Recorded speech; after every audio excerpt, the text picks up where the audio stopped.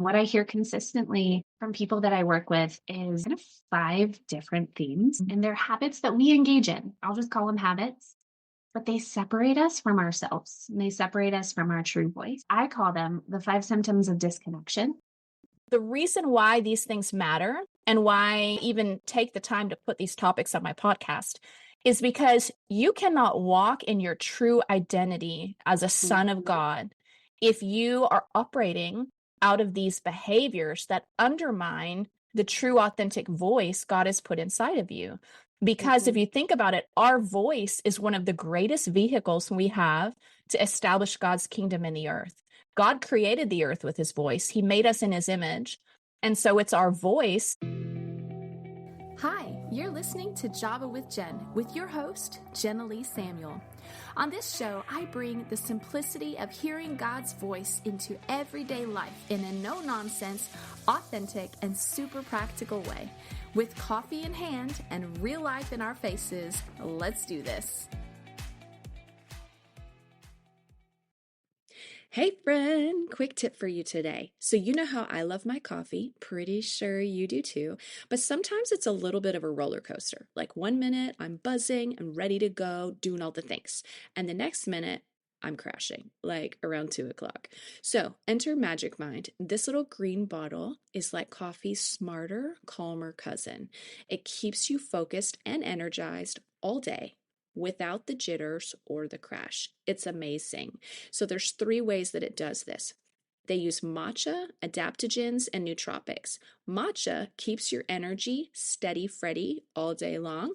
The adaptogens helps lower your stress. So you know how like coffee can kind of raise your anxiety levels? You won't get that with this. And then the nootropics literally feed your brain, making you probably smarter, but if nothing else, more focused all day long. It's amazing, and it gets better with time.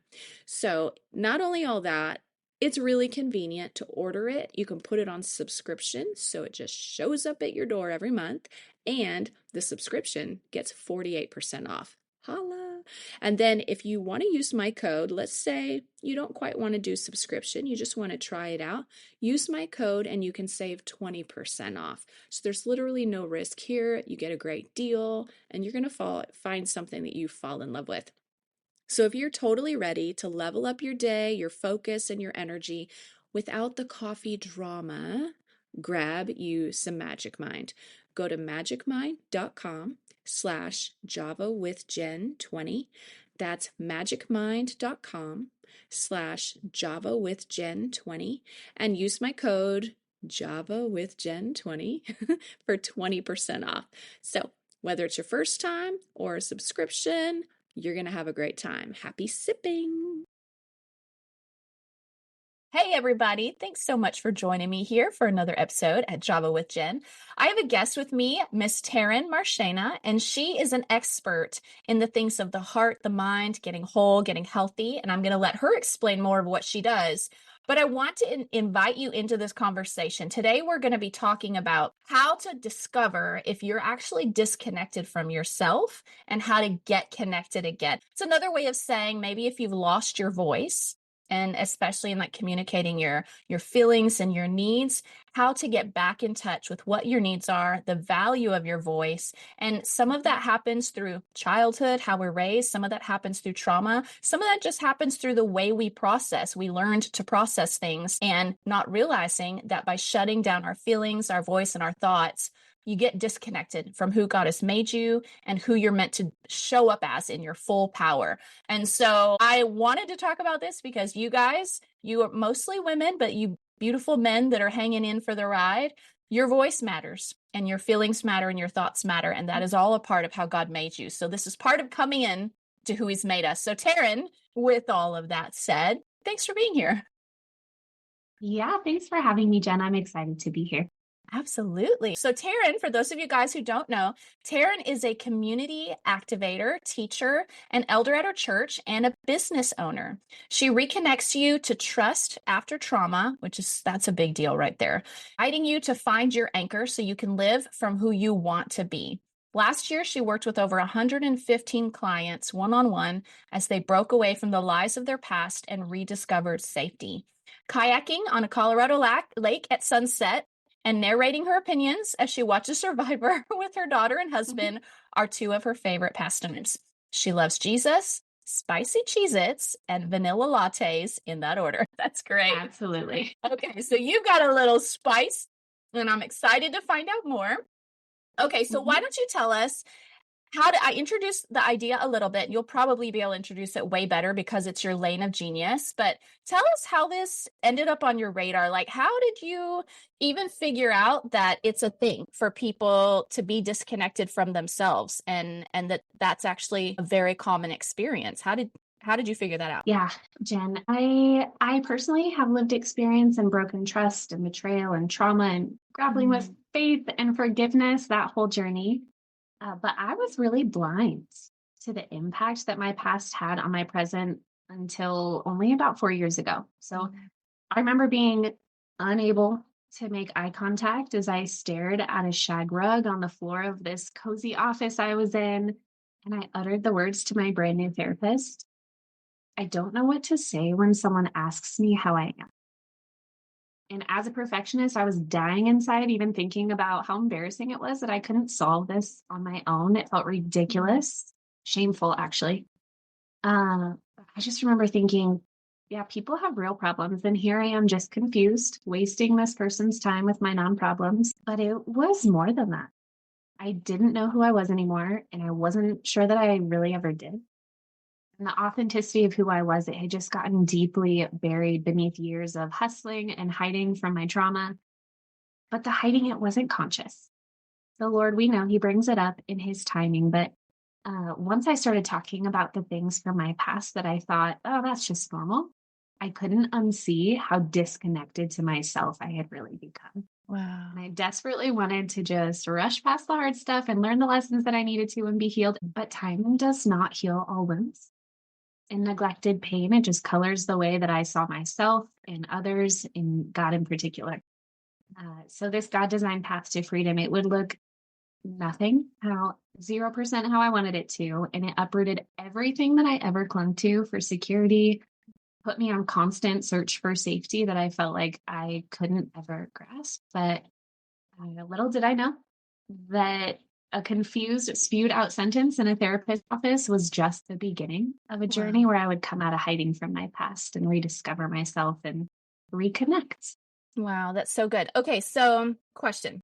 I know a lot of people, and I know this was me for a long time. I don't think I really experienced what I would call a lot of trauma until I was married, let's be honest. And so for me, though, like if I had heard someone talking about this, I would have been like, no, I was raised in a good family and I love the Lord and my life has been good. I don't think I have a lot of trauma.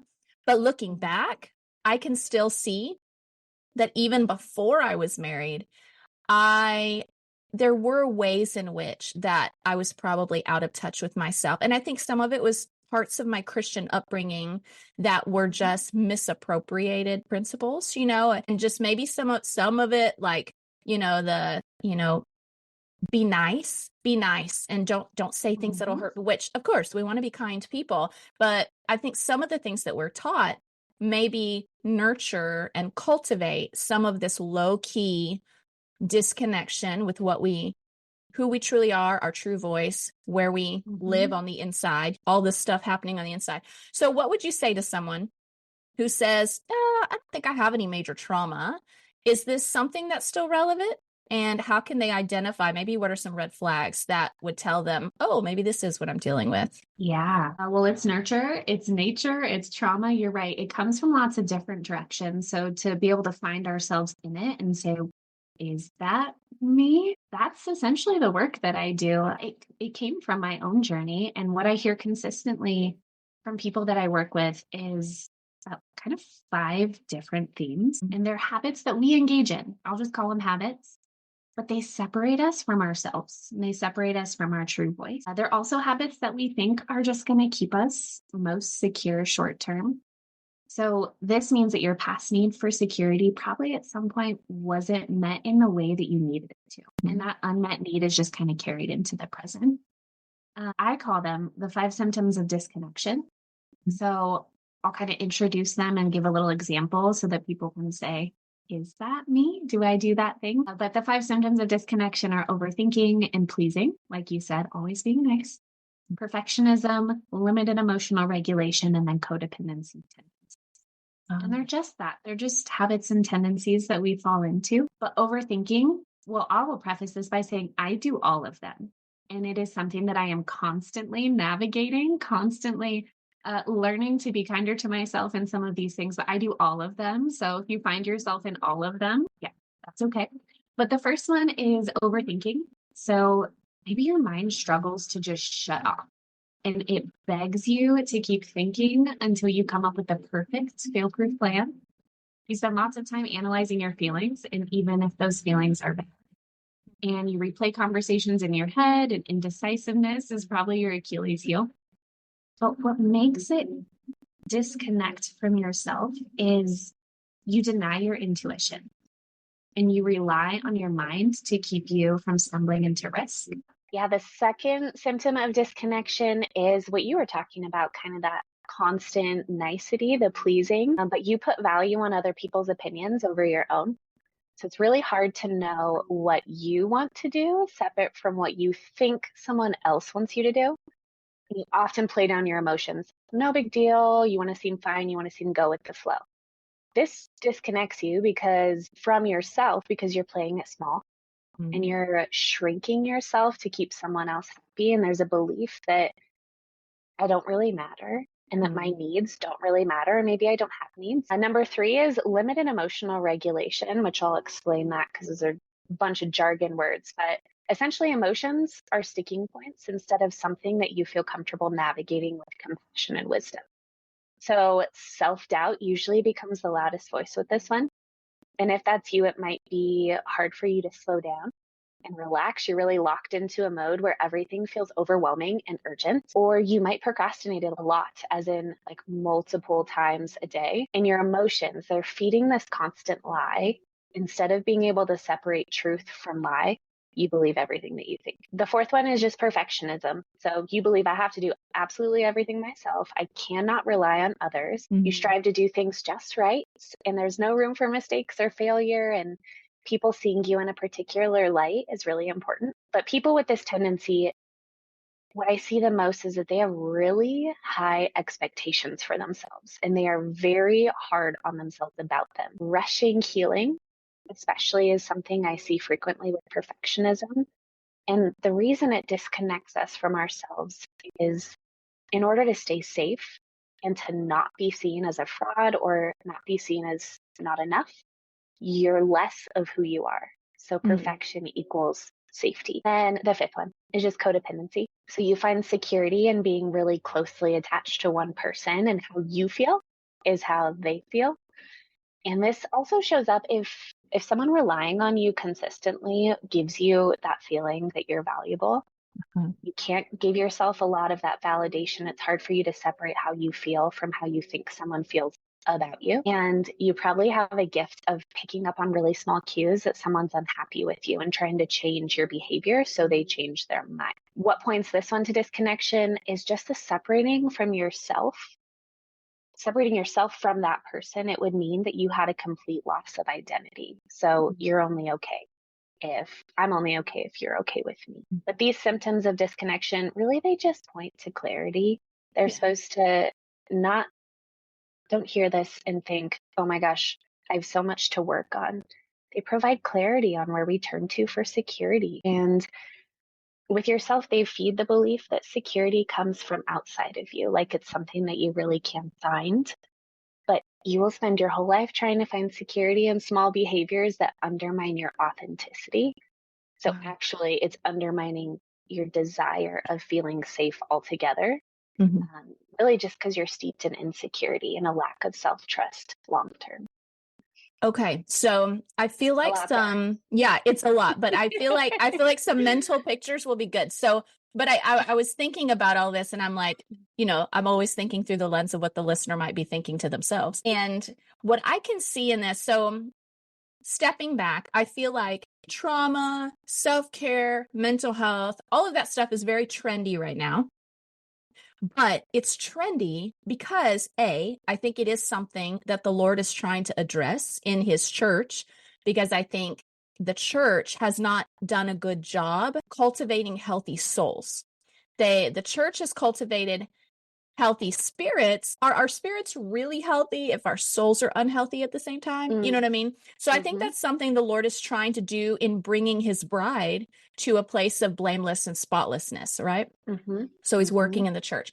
But then part of why I think this is also such a powerful thing to look at, and it may sound to the people listening, it may be like, oh my gosh, this sounds like I'm in a therapy session. Yes, you are. You need to be in a therapy session with us. Because I think the reason why these things matter and why I even take the time to put these topics on my podcast is because you cannot walk in your true identity as a son of God if you are operating out of these behaviors that undermine the true authentic voice God has put inside of you. Because if you think about it, our voice is one of the greatest vehicles we have to establish God's kingdom in the earth. God created the earth with his voice. He made us in his image. And so it's our voice, not just our voice, but our truly authentically aligned voice, when our voice actually reflects what's happening inside and it's in a place of truth, right? So kind of like the scripture says in Proverbs that the power of the tongue, or the power of life, is in the tongue, but those who love it will eat of its fruit. And so there's something about when we are walking in truth, like when you love it, in other words, what you're saying, what your tongue is saying is aligned with truth. There's an attachment there. There's a love there for what you're saying because it's true. Then that is what produces life. So our words that are full of disbelief because our heart's actually saying something else, that's what the Bible talks about as being a double-minded man who's unstable in all he does, right? And so I'm trying to pull all of this in because for those who are listening, I don't want you guys to think like, what does this have to do with anything? It has everything to do with everything, you know? And so I was thinking, as you were talking about that last one, I was thinking about when I was in college and I was in Bible school. And when I started to get a revelation that I actually was very uncomfortable with myself, uncomfortable with who I was. I wasn't comfortable in my own skin. I had a lot of insecurity, and I didn't have any technical reason to feel that way. However, it was still there. And the way I recognized it, that I was new to Bible school, and I remember paying attention to everybody in my department. And the people that got attention or that seemed to attract other people, that people liked them, I would always subconsciously go into this analysis of what was it about them that people liked. And I was like, oh, she's funny. Okay, then I probably need to be more funny. Oh, this person's really chill. I probably need to be more chill. And it was like, I became this like potpourri of all these different people's qualities rather than figuring out who the heck I was, you know? And so as I went on my journey with the Holy Spirit, I started asking him, like, God, show me who I am and teach me to love who I am. And so the Lord actually took me on a journey of, and it started with little moments like when I would make a joke and it fell flat. And instead of inside going into that place of beating myself up, I just stopped and I was like, oh, well, I thought it was funny. The Lord probably thought it was funny, you know, and I would just move on, you know, and that's part of how I knew I was starting to heal, because I was not needing everyone's affirmation or validation. But let's go back now to those 5. Can you give illustrations of them so that people might see how this actually shows up in their life? Yeah, totally. Well, the overthinking, all of these are on a spectrum, right? They look different and based on your personality, they look different based on your past. But overthinking, I work with clients that say, I'm always in my head. I am constantly, it never ever shuts off. And these are the people that struggle to be really present. So that might be you if you're like, oh yeah, I always have something in the back of my head that's kind of going. Overthinking is essentially just under feeling. So if you also struggle to connect in with your emotions, I like to think of it both as, yes, there's a shadow side to overthinking, but it's also that your mind is a superpower of yours. You go hard on that and you know exactly how to use your mind for powerful purposes.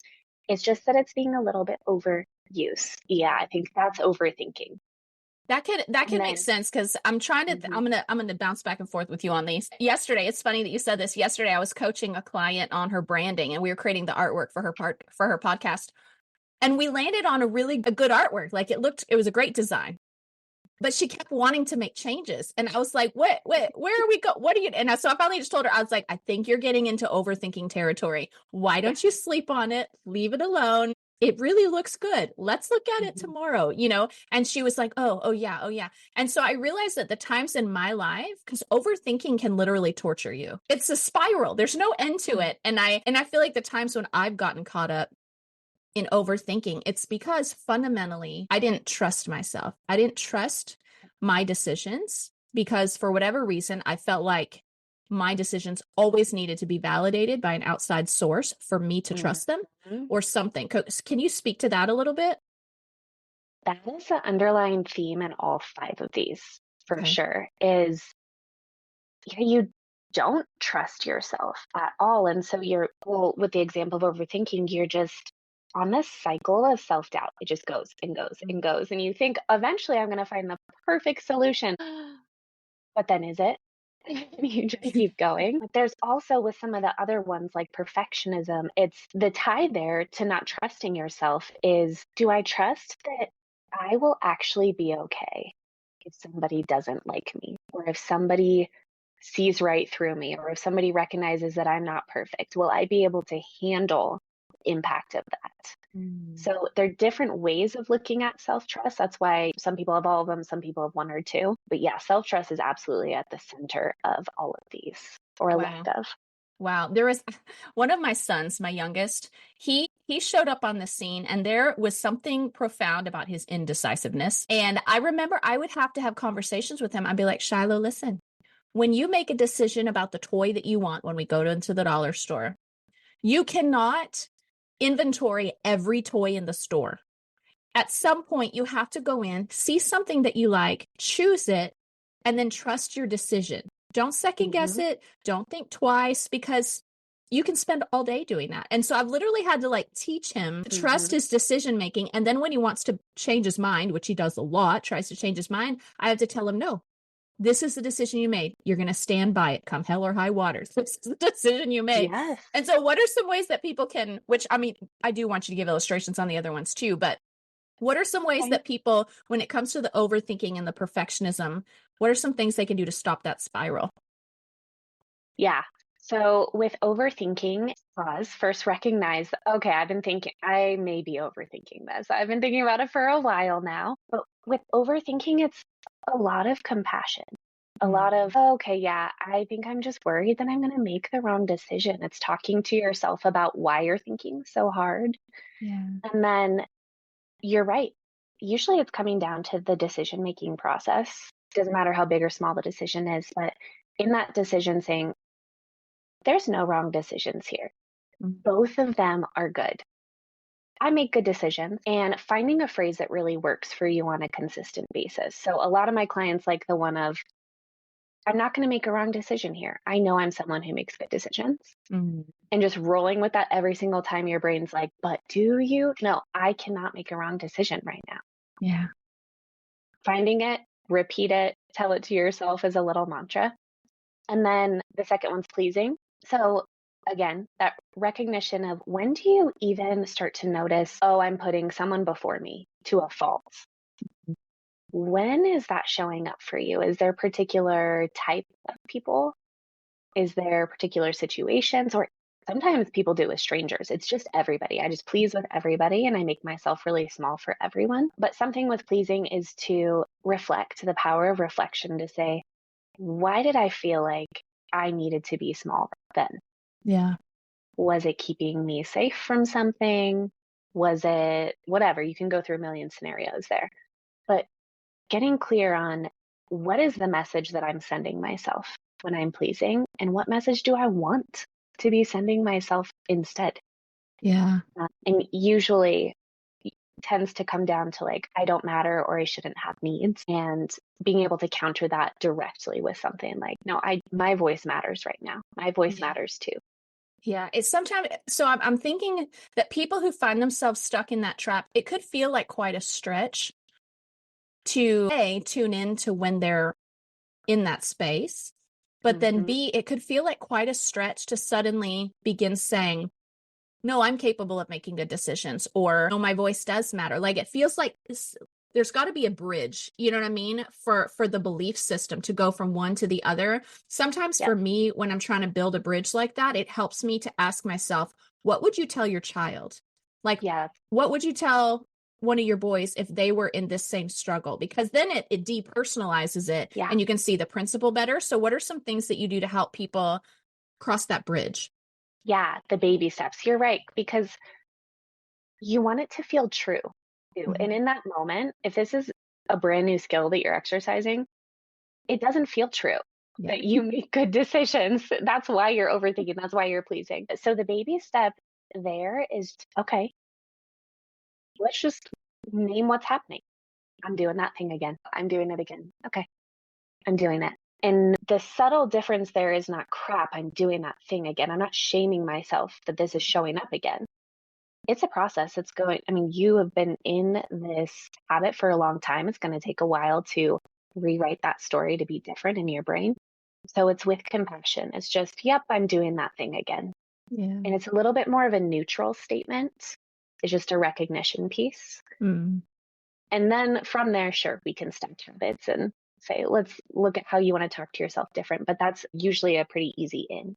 Okay, that's really good. I like that. Okay, so go ahead and hit the third one. What was a little example of how someone might be demonstrating that third quality?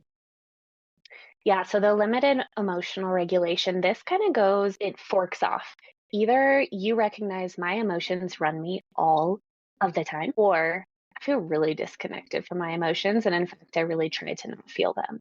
So those are both indicators that just there's the discomfort there in being able to navigate them.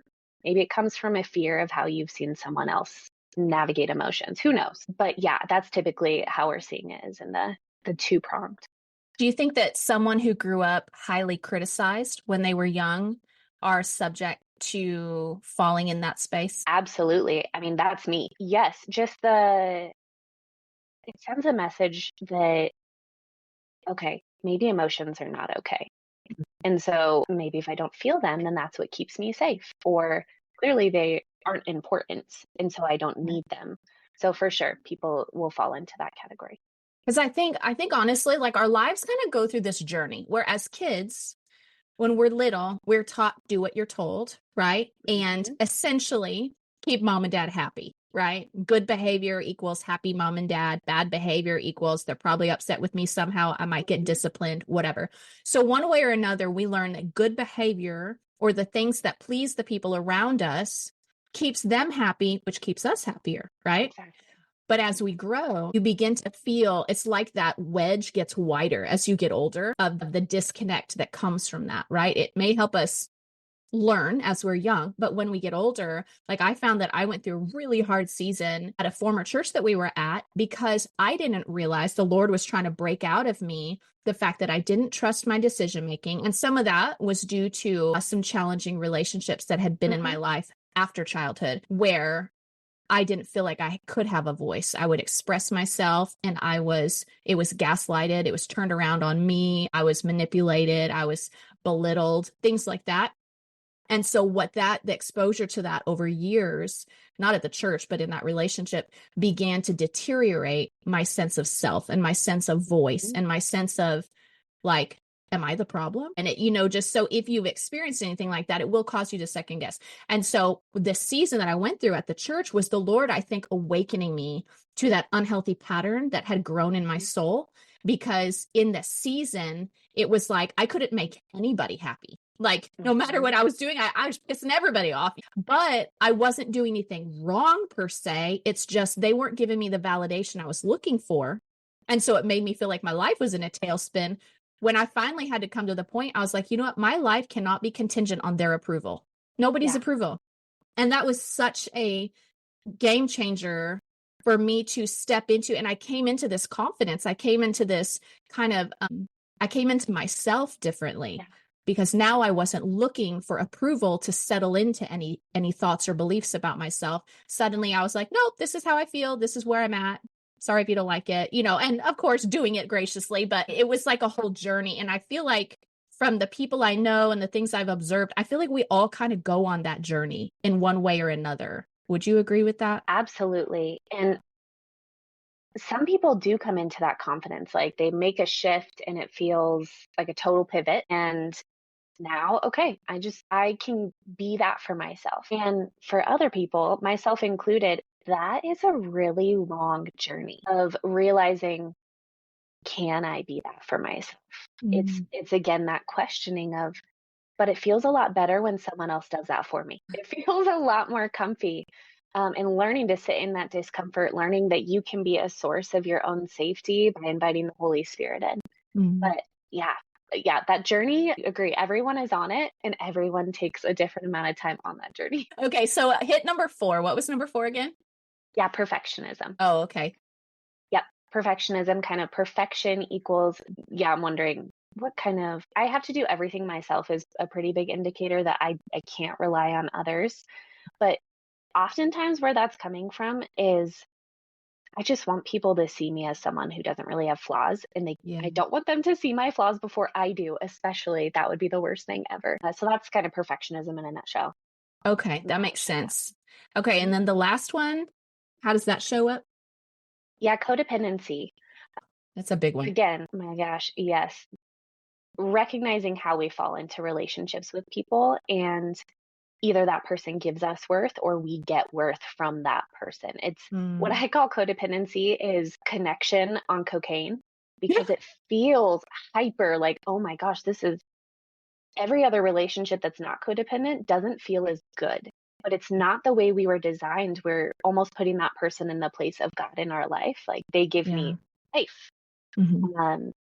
So yeah, that's codependency, is just that I am not okay if you are not okay with me. That makes sense. And I feel like codependency, yeah, it shows up in my journey with that really unhealthy person. I came to realize that a lot of our relationship was they were codependent. They demonstrated a lot of codependency. But then my inability to draw lines and have boundaries and say, no, you're not going to act like this, was codependency on my part, because Yeah. I was trying to figure out how to still, I don't know, orient life with them in a certain place in my soul, and so it felt a little complicated, but okay. So let's pan out, look big picture. So what impact does all of this have on our relationship to others, to ourselves, and our relationship with God? Like, why is this journey important? Because from what we just described, people can kind of see, oh gosh, this sounds like a lot of emotional work, like this is a journey, man.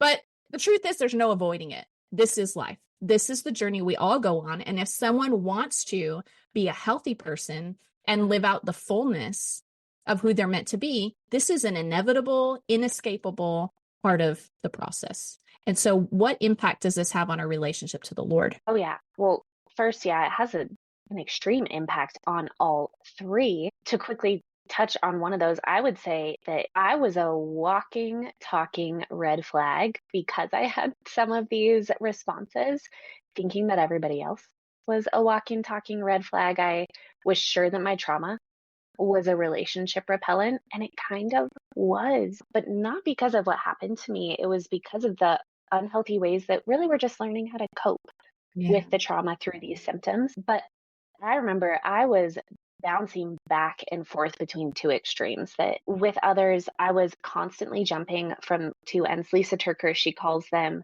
like trust is made up of safety and connection. So after trauma, we prioritize one over the other.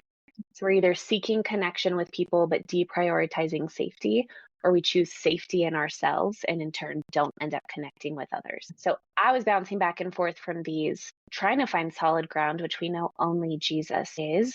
Yeah. But there was this subtle, unspoken, I don't really trust him at the moment. And for the person who has believed in God for a long time, I mean, I grew up in church. I did believe in him for a long time, but I I was questioning Mm.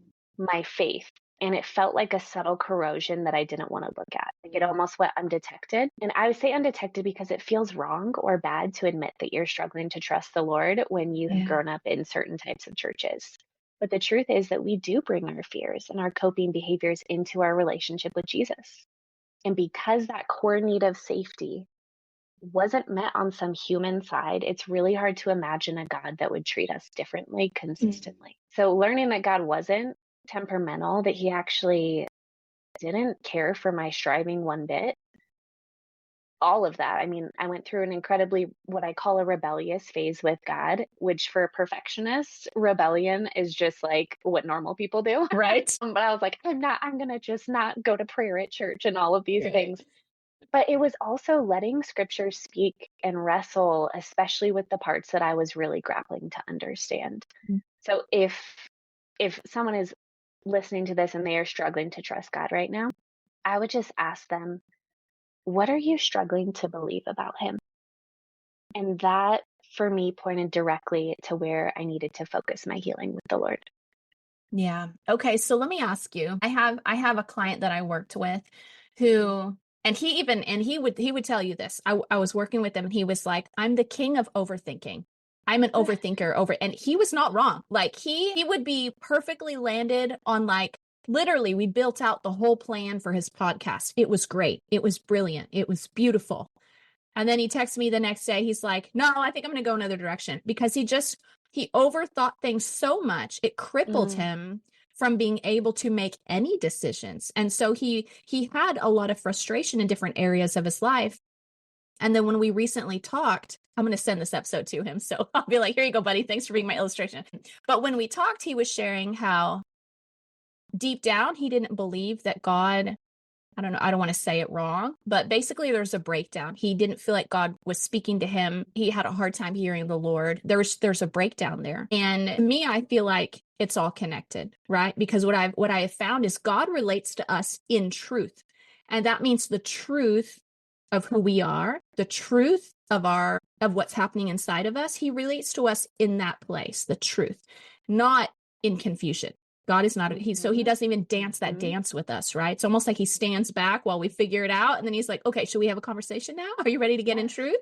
And so what would you say even to him or someone like him who's like, I'm such an overthinker. I know it's a problem, but I don't know where it comes from and I don't know how to get out of it. And clearly it's affecting other things, but it's like this, like they have blinders on their eyes and they're on a merry-go-round and they don't know how to get off. Absolutely. Just 2 words. What happened?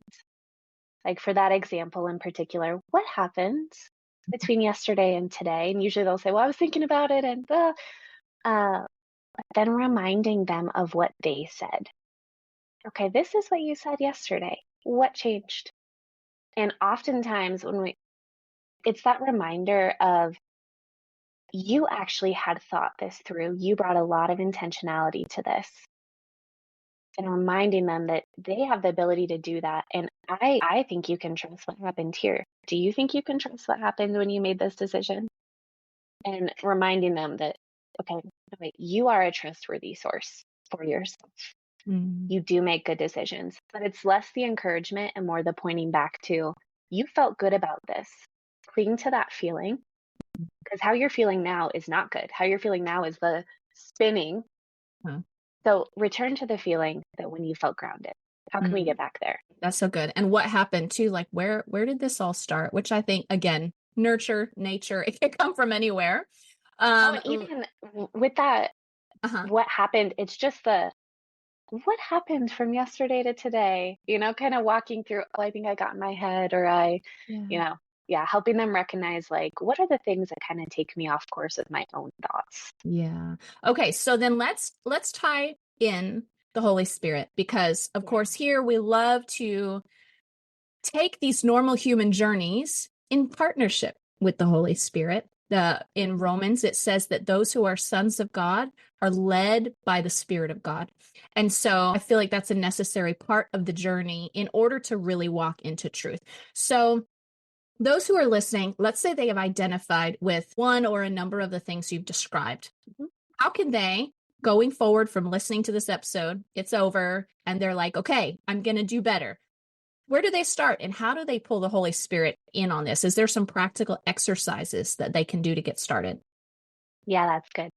So the restorative remedy that connects us back into ourselves is just learning to become present with ourselves. So I've kind of three examples that I can give for how to practice this briefly, but there are things you can do right in this moment. The first one is do things slow on purpose. It's an intentional slow down that reminds you to be present with what's most important. And when you notice that hustle and that rushing and that anxious feeling creeping in, fold the laundry slow. Drive the speed limit. If you're writing in your agenda or your planner, write it slow. Slow your walking pace. It's a reminder that our bodies go at the pace that our minds are going. So we're trying to use our body as the conduit to tell our minds, slow down. But that busy, overwhelming feeling is also your cue to slow down and invite the Lord in.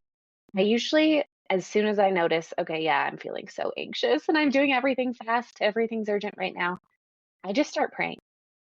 Lord, I feel this anxiousness. It actually feels like it's consuming right now. Yeah. Help me settle my anxious mind. I want to spend just this next 30 seconds with you in your presence. Do you have anything you want to tell me? Yeah. And it's making space to not only talk to the Lord, but to listen to him. And then the second one is just, you can check in with yourself throughout the day. And people who are disconnected from themselves don't even think to check in with themselves, but your body has clues about what's going on inside. So just take a pulse. How are you feeling throughout the day? Are you thirsty? Are you agitated? Are you tired? Are you a little bit uncomfortable? What sensations are you noticing? What's happening in your mind? How about your emotions? But this can be a reflective time at the end of the day, or you can I have people that set timers throughout the day that are really trying to build awareness for themselves. That's good. And if you want to take this kind of from an awareness exercise and presence to a more powerful self-trust activity, you can add on the phrase to some of those, what do I need right now? And when you slow down to observe your state, your needs are going to float to the surface. And you might notice, I am thirsty, or I am really worried, and you can pause to pray about that. But self-trust comes when you are compassionate with yourself and you can take action to meet your need. And this is going to take you out of the feeling like you need to rely on others and show you that you can also be that source of safety. I want to put kind of an asterisk around needs here, because that's something that, like you were talking about buzzwords, that's something we hear a lot about right now. And if that's a place that people are getting stuck, which it often is, I want to just encourage you that it can be a trial and error process. It's 100% okay to take a guess at what you think you need. And if you're wrong and you go on a walk and you thought it would be helpful and now you're more grumpy, okay, now you know that that's not the way to meet your need with that current trigger at that time. But you did learn something about yourself regardless. And presence is supposed to be a gift to you. It's not a task that's required from you. Yeah. I invite the Lord into this process just by talking to him and saying, Lord, I feel the pull right now to overthink this situation and to make this person happy. And I know that you want me to value myself, but I'm feeling really nervous or avoidant or whatever. And I think I just need to go into a room and maybe change scenery and see if that helps me feel less stuck in my thoughts. But Lord, I invite you to interrupt the battle in my mind with your truth that my voice matters. But it really is this slow down, connect with yourself, do things slow, and make space for the Holy Spirit to speak. Yeah, that's so good. I love that. And actually, now that you're describing that, I realized to kind of help my youngest son, mostly because he's still young enough to cooperate with me. I kind of walk him through that. Sometimes when he gets really unregulated, really wound up, or really anxious, or starts being real emotional, or real irritated, or whatever it is, I'll stop him and I'll be like, okay, buddy, I need you to check in with yourself. What is your heart asking for? What's your heart asking for? What do you need right now? And then he'll stop and he'll be like, I just need a hug. Okay, let me give you a hug. I'm really hungry. Oh, yeah, you do tend to get emotional when you're hungry. Let's feed you. Me too. And so little moments like that has helped me as I learned to begin to trust my voice, asking myself, just not even, Jen, what's wrong with you? Or Jen, what do you need? What's your problem? What happened? Not over analyzing, but just simply, what is my heart asking for right now? Because your heart and your spirit are all connected to your subconscious mind and your body, and they're sending you signals. And so sometimes hunger looks like irritability, and sometimes resistance to the project you need to do actually is insecurity, or it's the fact that you're hung up on something that happened yesterday and you haven't gotten over it yet, or it can be from anywhere, but it just causes a breakdown, right? And so checking in with your heart, like what you're describing, sounds so simple and yet so valuable. I love it. Yeah. I love it. Okay, so if my listeners are like, ooh, she sounds like she just really knows what she's talking about, let's connect. Let's figure out what she's got going. How can they connect with you online? Yeah. 3 ways you can work with me depending on where you're at in your journey, because the drapery over this conversation is kind of the theme of authenticity. So that's exactly where we go inside my free Facebook community.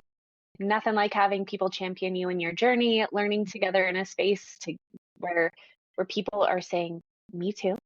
So if community is your jam, you can join me inside there.